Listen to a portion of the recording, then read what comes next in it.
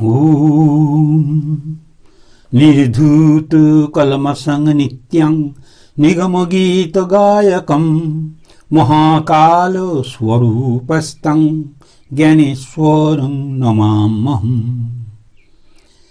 যিনি নির্মল, নিষ্পাপ এবং নিত্য, যিনি মহাকাল স্বরূপ এবং যিনি নিগম তত্ত্বের প্রচারক, সেই পুরুষোত্তম পরব্রহ্ম শ্রী গুরু জ্ঞানেশ্বর দেবকে নমস্কার জানাই। তত্ত্বজ্ঞান সমায়ুক্তম অশেষ ব্যক্ত বিগ্রহম পরাজ্ঞান প্রদাতারং জ্ঞানেশ্বরং নমাম্যহম। যিনি তত্ত্বজ্ঞানে সমৃদ্ধ,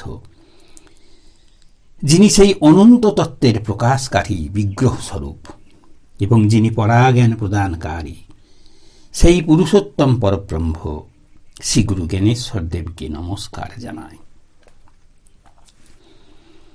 আজকের আলোচ্য বিষয় হল, ঈশ্বর জগতেও কি এই জগতের মতো সুখ দুঃখ আছে?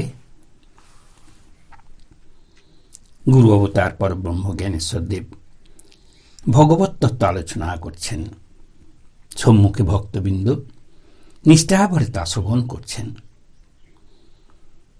সেদিন তিনি আলোচনা করছেন দুঃখ কষ্ট সংসারের মাঝে থেকেও মানুষ কিভাবে সহজে ভগবানকে লাভ করতে পারেন, আর সেই সকল উপায় তিনি অতি সহজভাবে বর্ণনা করে শোনাচ্ছেন।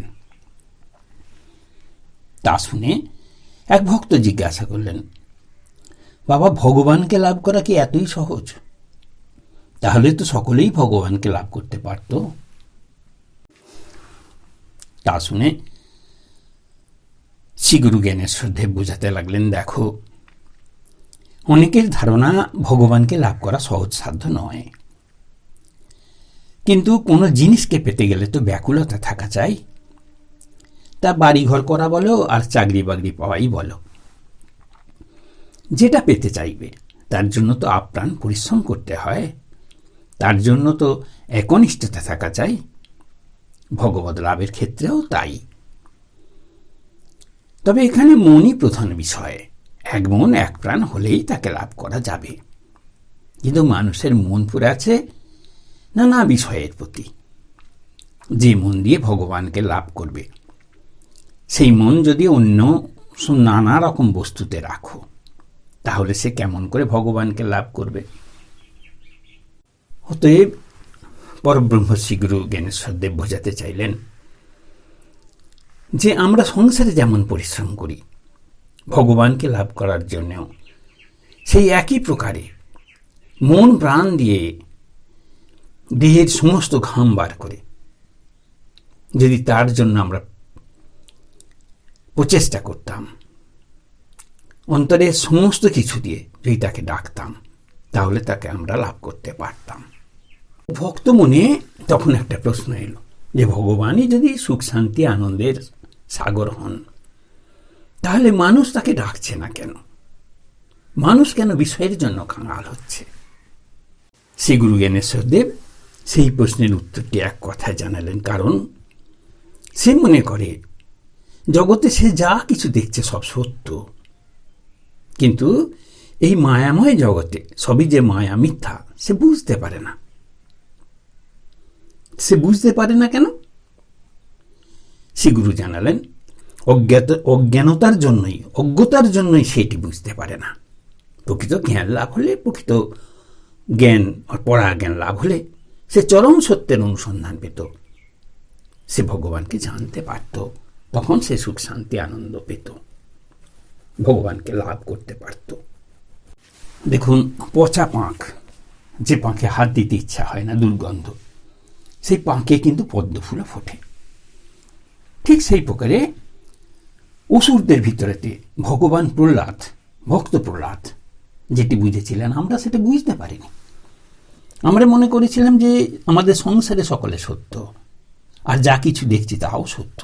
কিন্তু প্রহ্লাদ বললেন, কপিতা কশ্চ বন্ধুর বৈ কামাতা ভগিনী পুনঃ মিত্রং কিঞ্চ কলত্রং বা সর্বং স্বার্থ পরন্তিহ। অর্থাৎ প্রহ্লাদ বুঝেছিলেন যে জগতে কেউ আপন হতে পারে না, একমাত্র ভগবানই আপনজন। তিনি ছাড়া সকলেই স্বার্থপর, কেবল ভগবানই ভালোবাসেন। তাই তিনি বললেন, এ জগতে পিতা কে, বন্ধু কে, মাতা কে, কেই বা ভগিনী, কেই বা মিত্র, স্ত্রী বা কে, সকলেই স্বার্থপর। যদিও শ্রীগুরু জ্ঞানেশ্বর দেব বললেন, এই জগতে সকলে স্বার্থপর হলেও কেবলমাত্র মায়ের মধ্যে সন্তানের জন্য নিখাদ ভালোবাসা থাকে। তাহলে মানুষ এই বাহ্য বস্তুর বিষয়ে ছুটছে কেন? ভগবানকে সে লাভ করতে পারছে না কেন? এটাই ভক্তদের প্রশ্ন। ভক্ত প্রহ্লাদ জানালেন, ইদং সুখঞ্চ সংসারে দৃশ্যতে গৃহ সম্ভবম সর্বং স্বপ্নময়ং তচ্চ নাত্র কারিয়া বিচারণা। অর্থাৎ এই জগতে যা কিছু সুখের দেখছো, এই সংসারে যা কিছু সুখের দেখছো, সে সমস্তই স্বপ্নময়, মিথ্যা। এটাই সত্য, এই সম্বন্ধে বিচার করবে না। তাহলে আমরা এই কারণেই পারিনি, আমরা এগুলোকে সব সুখের ভেবেছি, কিন্তু প্রহ্লাদ ভাবলেন যে এগুলো সব স্বপ্নময়, মিথ্যা। আর শ্রীগুরু জ্ঞানেশ্বর দেব এই কথাটি বলতে চাইলেন যে তোমরা সংসারে বাড়ি ঘরে করার জন্যে, চাকরি বাকরি পাওয়ার জন্য যে প্রচেষ্টা করো, সেই ইচ্ছা শক্তি নিয়ে যদি ভগবানকে ডাকতে পারতে, তাহলে তাকে লাভ করতে পারতে। শুনে এক ভক্ত ব্যাকুল চিত্তে শ্রীগুরুকে জিজ্ঞাসা করলেন, আচ্ছা বাবা, ভগবানকে পাবার জন্য ভক্তরা তো কাঁদেন, তাতে ভগবানের কি কষ্ট হয় না? ভক্তের কান্না কি ভগবান শুনতে পান? অন্তর্যামী শ্রীগুরু জ্ঞানেশ্বর দেব ভক্তের অন্তর দেখে তার ব্যাকুলতা তাকে বোঝাতে লাগলেন, দেখো, ভক্ত ভগবান কেউ কাউকে ছেড়ে থাকতে পারে না। ভগবানের আসার পথ চেয়ে ভক্ত বসে থাকে, কিন্তু ভগবান আসবেন কি করে? ভক্তিভাবে পূর্ণ না হলে তো ভগবান তাকে দেখা দেন না। ভক্ত ব্যাকুলভাবে কাঁদতে থাকে ভগবানকে পাওয়ার জন্য, কিন্তু সবই যে নিয়মে বাঁধা। অযোগ্য অপূর্ণ ভক্তকে দর্শন দেবার যে তার উপায় নাই। তবু যখন ভক্তের হৃদয় ফেটে যাচ্ছে ব্যাকুলতায়, সেই ব্যাকুলতা ভগবান আর সহ্য করতে পারেন না। তখন ভক্তের সকল অপরাধ ক্ষমা করে ভক্তের হৃদয় মাঝে ভগবান প্রকাশিত হন। তিনি ছটপট করতে থাকেন। তিনি বোঝালেন, শ্রীগুরু বোঝালেন, দেখো, একটা মেলায় একটি ছেলে হারিয়ে গেছে। সে বাবা মায়ের জন্য কেঁদে কেঁদে বেড়াচ্ছে, আর ওদিকে বাবা মাও সন্তানের জন্য হন্য হয়ে ঘুরছে। এখন বলো তো কার কষ্ট বেশি? জানবে বাবা মায়ের কষ্ট বেশি। আবার বুঝালেন, দেখো, ছেলের খিদে পেলে মা যেমন তা বুঝে ছেলেকে খেতে দেন, ওইরূপ ভগবানও চিন্তা করেন ভক্ত কি করে সুন্দর হবে, তাকে কি করে ধরা দেবেন। ভক্তকে ছাড়া ভগবান এক মুহূর্ত থাকতে পারেন না। আর এই কথাটি ভগবান শিব মা পরমেশ্বরীকে জানালেন। প্রাক সংস্কার বসাদেব ইয়ে অবিচিন্ত্য ফলাফলে বিবসামাং প্রপদ্যন্তে মম প্রিয়তমামতঃ। যারা ফলাফল বিবেচনা না করে, কোনো আশা না করে, পূর্ব সংস্কার বশত বিবশ চিত্তে পরব্রহ্মের আশ্রয় গ্রহণ করে, ভগবান শিবের আশ্রয় গ্রহণ করে। ভগবান শিব বলছেন যে তারাই আমার প্রিয়তম, জানবে। আবার বললেন, মল্লাভান্য পরলাভ স্তে সমস্তি যথা তথম মমাপি লাভস্তল্লাভান্য পরো পরমেশ্বরী। হে পরমেশ্বরী, আমাকে লাভ করা ছাড়া ওই সকল ভক্তের আর কোনো প্রকার পরম লাভ নাই, আর আমারও তাদিকে ছাড়া অন্য লাভাস্পদ কিছু নাই। দেখুন ভগবান শিব কি বললেন। ভগবান বললেন যে ওই সকল ভক্ত আমাকে ছাড়া আর কিছু চায় না, আর আমিও ওই ভক্ত ছাড়া আমিও আর কিছু প্রার্থনা করি না, আমিও চাই না। অতএব এরূপ ভক্ত ভগবানের পূজা জপ তপে আনন্দ পান, আর ভগবানও ওইরূপ ভক্তকে লাভ করে পরম আনন্দ বোধ করেন। ফলে এরূপ ভক্ত ভগবানকে ছাড়াও এক মুহূর্ত থাকতে পারেন না, আর ভগবানও ওই ভক্তের জন্য প্রতীক্ষা করে বসে থাকেন। তখন ভক্তের হৃদয়ে তিনি প্রকাশিত হন। ভগবানকে লাভ করে তখন ভক্ত অজর ধারায় কাঁদতে থাকেন। এইভাবে ভক্ত ভগবানের মিলন হয়। এই সময় এক ভক্ত শ্রীগুরুকে জিজ্ঞাসা করলেন যে, বাবা, ভগবত নামেই কি ভগবানকে লাভ করা যায়? অর্থাৎ শুধু ভগবানের নাম করবো, তাতে কি আমি ভগবানকে লাভ করতে পারবো? আসলে ভক্তের মধ্যে ব্যাকুলতার সৃষ্টি হয়েছে, ভাবের সৃষ্টি হয়েছে। তাই শ্রীগুরু বললেন, দেখো, অনেকের ধারণা প্রাণায়াম শ্বাসক্রিয়া ছাড়া ভগবানকে লাভ করা যায় না। এ ধারণা একেবারেই ভুল। ভগবানকে জানতে বা বুঝতে হলে শ্বাসক্রিয়ার প্রয়োজন হয় না। ভগবান হলেন ভাবময়, তিনি ভক্তের ভগবান, চিদানন্দ ব্রহ্ম। তার নামেই তাকে লাভ করা যায়। নামের সঙ্গে নামীকে যোগ করো, তাহলেই ওই ভক্তের মধ্যে তোমাদের মধ্যে ভাব আসবে। অর্থাৎ শ্রীগুরু বলতে চাইলেন, কৃষ্ণ নাম, কালী নাম, শিবনাম, এই নামের সঙ্গে এদের জ্যোতির্ময় রূপের ধ্যান করে ডাকতে থাকো। জ্যোতির্ময় শ্রীকৃষ্ণ, মা কালী, ভগবান শিব জ্যোতির্ময় রূপে ধ্যান করতে থাকো। যার যা ইষ্ট সে তাকে জ্যোতির্ময় রূপে ধ্যান করো আর ডাকতে থাকো, তাহলে ভাব সৃষ্টি হবে। তখন মনের মধ্যে ভাবের ঢেউ খেলে যাবে। সেই ভাবের বসে ভক্তের হৃদয়ে মন্দির ভক্তিতে ভরপুর হয়ে যাবে। জানবে বিশ্বাস ও ভাব থাকলে ভক্তির প্রকাশ হয়। তখন ভক্ত ভক্তিভাব নিয়ে ভগবানের সাক্ষাৎ পায়।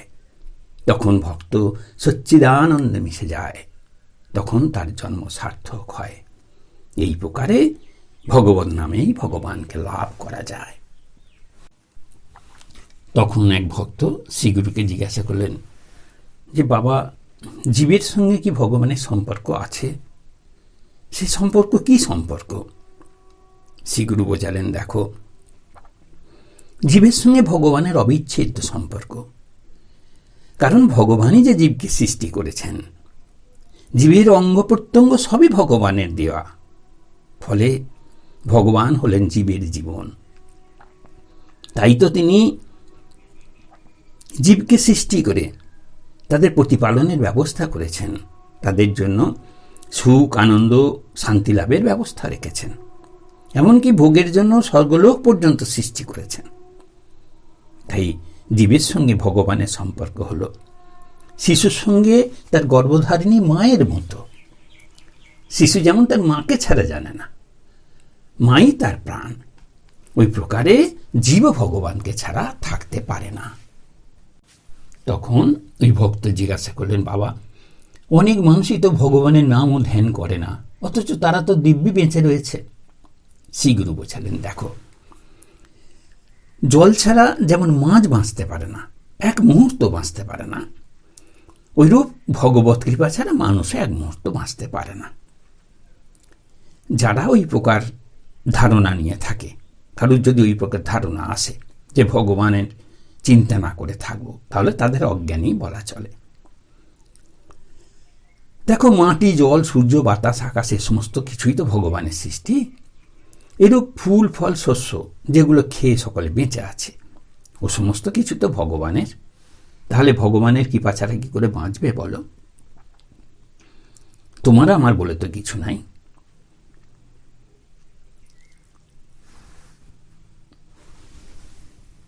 তখন এক ভক্ত জিজ্ঞাসা করলেন যে, বাবা, তাহলে ভগবানকে কি রূপে ডাকবো? শ্রীগুরু বোঝালেন, যিনি নিত্য প্রকাশক তিনি হলেন ভগবান। ভক্তের নিকট ভগবান রূপ নিয়ে ধরা দিয়ে থাকেন। যে স্থানে ভক্ত নাই সে স্থানে ভগবানও নাই, তিনি সেখানে নিরাকার। আর নিরাকার বলেই ভগবানের কোনো রূপ নাই। দেখো, কায়া হচ্ছে রূপ। ওই রূপের সৃষ্টি হয়ে থাকে চিন্তা, ভাব, বিশ্বাস ও মনের দ্বারা। যেমন জানবে, শ্রদ্ধা ছাড়া ভাব, ভক্তি, বিশ্বাস কিছুই আসে না। আর শ্রীগুরু যে রূপ বললেন, বায়বীয় সংহিতায় ভগবান শিবই একই কথা বলেছেন। ন কর্মণা ন তপসা ন জপৈর ন সমাধিভি ন জ্ঞানেন ন চান্যেন বস্যুহং শ্রদ্ধয়া বিনা। অর্থাৎ শ্রদ্ধা ছাড়া কি কর্ম, কি তপস্যা, কি জপ, কি সমাধি, কি জ্ঞান, কি অন্যান্য যে কোনো উপায়ই আমি কারোর বশ্য নই। অর্থাৎ শ্রদ্ধা চাই, শ্রদ্ধা থেকেই আসে ভাব, ভক্তি, বিশ্বাস। বোঝালেন। তবে জানবে ভক্তের মনে বিশ্বাসযুক্ত হয়ে চিন্তায় লক্ষ্য নির্দিষ্ট হলে তখন জ্যোতির প্রকাশ ঘটে। ওই জ্যোতি হলো অক্ষরাত্মা। ওই অক্ষরাত্মার মধ্যে পঞ্চতন্মাত্রের অবস্থান। পঞ্চতন্মাত্রা হলো শব্দ, স্পর্শ, রূপ, রস, গন্ধ। আবার ওই অক্ষরাত্মাই হলেন ঘর জ্যোতি, যাকে বলা হয় কারণ জ্যোতি। এই জ্যোতির অন্তঃসত্ত্বা হতে অব্যয়রূপী ঈশ্বরের প্রকাশ, তাই তাকে ঘন বিগ্রহ বা সচ্চিদানন্দ মূর্তি বলা হয়। এই রূপটি পেয়ে থাকে জ্ঞানী ভক্ত। তাই এই ভক্ত বুঝতে পারে ভগবান বলতে কি আর ভক্ত কাকে বলে। এই প্রকারে শ্রীগুরু জ্ঞানেশ্বর দেব বোঝালেন যে যারা ভক্তির মধ্যে দিয়ে চলে তারা সাকার রূপে ভগবানকে লাভ করে থাকেন, আর যারা জ্ঞানের মধ্যে দিয়ে থাকেন তারা নিরাকার ব্রহ্মের উপাসনা করে তাকে লাভ করেন। তাই তিনি শেষে বোঝালেন যে এইভাবেই বুঝতে পারে, তারা বুঝতে পারে ভগবান বলতে কি আর ভক্ত কাকে বলে। তখন এক ভক্ত জানতে চাইলেন, বাবা কোন অস্ত্র দ্বারা, অর্থাৎ কোন পথে, কি উপায়ে ভগবানকে লাভ করতে পারব? শ্রীগুরু বললেন, দেখো ভগবানের মতো সুন্দর ও দয়াময় কেউ নাই। তিনি যথার্থই সকলের প্রাণ, সকলের আত্মা। তিনি অনন্ত, তিনি পরোক্ষ, তিনি অপরোক্ষ। তাই ভগবানকে লাভ করার একমাত্র অস্ত্র হল আত্মসমর্পণ। এই আত্মসমর্পণ আসে ভগবানের নির্দেশিত পথে চলে, যার দ্বারা ভগবানের সঙ্গে ভক্তের মিলন ঘটে। এই হলো ভক্ত ও ভগবান। এই সময়ে এক ভক্ত শ্রীগুরুকে জিজ্ঞাসা করলেন, বাবা আমাদের এই জগতে যেমন মিলন বিরহ আছে, সুখ দুঃখ আছে, ওই প্রকার কি অপার্থিব জগৎ, ঈশ্বর জগতেও মিলন বিরহ সুখ দুঃখ আছে? পরব্রহ্ম অন্তর্যামী শ্রীগুরু জ্ঞানেশ্বর দেব ভক্তের অন্তরের অবস্থা বুঝে বোঝাতে লাগলেন, দেখো মানুষের জন্ম হলো, তারপরে তার ক্রম বিকাশ হতে লাগলো। অর্থাৎ শিশু থেকে ক্রমে ক্রমে বালক, তারপরে যুবক, তারপর পৌরত্ব, তারপর বার্ধক্য, তারপর তার মৃত্যু হয়। তাই কোনো কোনো সময় সে মৃত্যুর কথা চিন্তা করে থাকে, আবার কোনো কোনো সময় মৃত্যুর চিন্তা একেবারেই তার থাকে না। যেমন যৌবনে, তখন তার দেহ সুখের চিন্তা, তারপর আছে তার মিলন ও বিরহ চিন্তা। কিন্তু বুঝে দেখো, এই পার্থিব জগতে মন কার সঙ্গে মিলিত হতে চায়? সে কে? এই যে মানুষ মিলনের জন্য পাগল, সে মিলন হলো মায়ার সঙ্গে। এই কারণে সে মিলনে সুখ পায় না, এখানে দুঃখ কষ্ট পেয়ে থাকে। কিন্তু বিবেকের সঙ্গে যদি মিলন হতো, বিবেক অর্থাৎ ঈশ্বর জ্ঞান মিলিত হতে পারত, তাহলে সে সুখ শান্তি আনন্দ পেত। দেখুন শ্রীগুরু জ্ঞানেশ্বর দেব যে কথাটি বললেন, সনত কুমার সংহিতায় সৃষ্টিকর্তা ব্রহ্ম একই কথা বলেছেন। রজোভীরে মায়াচ্ছন্নং নোত্বং পশ্যন্তি কেবলম যোগিনো নিত্য মুক্তায়ে পশ্যন্তি ত্বং বুধস্তথা। অর্থাৎ এই জগতে মনুষ্যেরা রজগুণ ও মায়া দ্বারা আচ্ছন্ন হওয়ার জন্য পরব্রহ্মরূপী পরমেশ্বরকে দর্শন করতে পারে না, মানে তারা সুখ আনন্দ শান্তি লাভ করতে পারে না। কিন্তু যারা নিত্য মুক্ত এবং যোগে যুক্ত, তারাই তার সাক্ষাৎ লাভ করে থাকেন। অর্থাৎ যোগীরাই সুখ শান্তি আনন্দের সন্ধান পেয়ে থাকেন, পরমানন্দের সন্ধান পেয়ে থাকেন, পরম শান্তির সন্ধান পেয়ে থাকেন। এরপর শ্রীগুরু বোঝাতে লাগলেন যে এই জগতে মিলন বিরহ আছে, সুখ দুঃখ আছে, কিন্তু ওই জগতে অর্থাৎ ঈশ্বর জগতে নাই। ঈশ্বর জগতে কেবল আনন্দ। সেটি কি প্রকার? তিনি বোঝাতে চাইলেন, দেখো যতদিন মন থাকবে ততদিন মিলন বিরহ সুখ দুঃখ থাকবে, আর যখন মন থাকবে না, মনের অতীত হবে অর্থাৎ মৃত্যুঞ্জয় হবে, তখন এই সমস্তের অতীত হয়ে সে কেবল আনন্দে কেবল শান্তিতে থাকতে পারবে। তাই তিনি বোঝাতে লাগলেন, দেখো মনের স্থান হলো আজ্ঞাচক্র পর্যন্ত, দেবজগৎ পর্যন্ত, সেখান পর্যন্তই আছে মিলন বিরহ সুখ দুঃখ। তারপর যে ঈশ্বর জগতে গেলে, শতদলে পৌঁছালে, তখন কেবল আনন্দ। তাই যতদিন না মনের কামনা বাসনা ধ্বংস হয়, ততদিন এই মিলন বিরহ সুখ দুঃখ চলতে থাকবে। মনের কামনা বাসনা ত্যাগ হলেই জীব ভাব ত্যাগ করে আত্মার সঙ্গে মিশে যাবে। এইভাবে আত্মবদলে তার পরমাত্মার সঙ্গে মিলন হয়।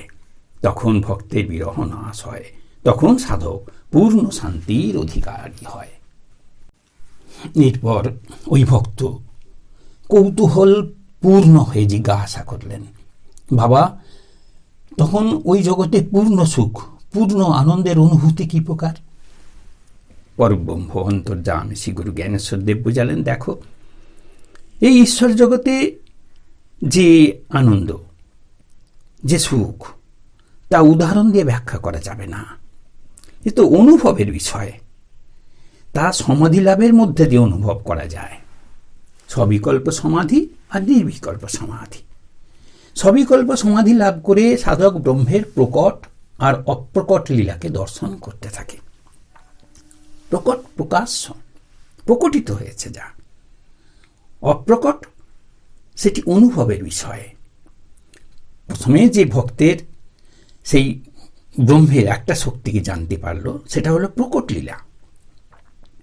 আর অপ্রকট লীলার সম্মুখীন হলে বাহ্য চেতনা হারিয়ে যায়, তখন সুখকে সে অনুভব করতে থাকে। এইভাবে চলতে চলতে কোনো কোনো সাধকের সমাধি অবস্থা বন্ধও হয়ে যায়। আবার কারো কারোর নির্বিকল্প সমাধি লাভ হলেও আর সমাধি হয় না।